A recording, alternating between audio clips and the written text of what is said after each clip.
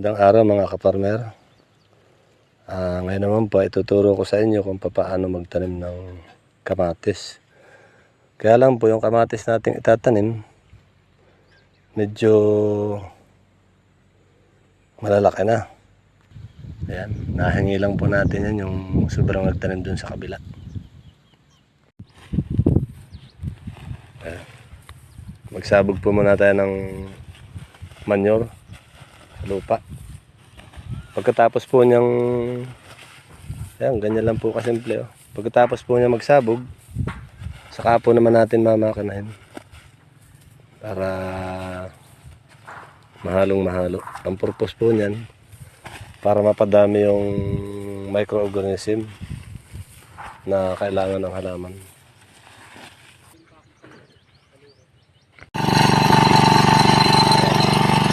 Okay po, atin na pong i-cultivate ang lupa para yung abono humalo na sa lupa.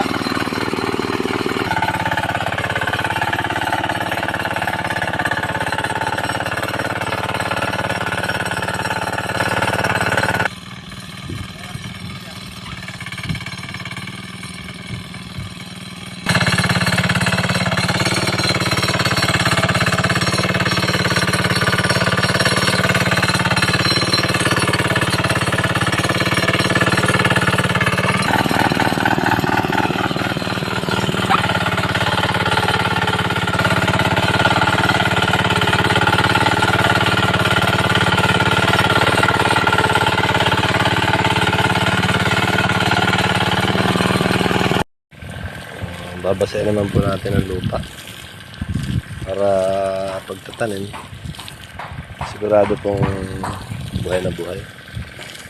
Itong habol lang po ng konting lupa, okay na po yan. Yan lang po kasimple. Pagkatapos po nating maitanim ng kamatis, didiligayin po ulit natin.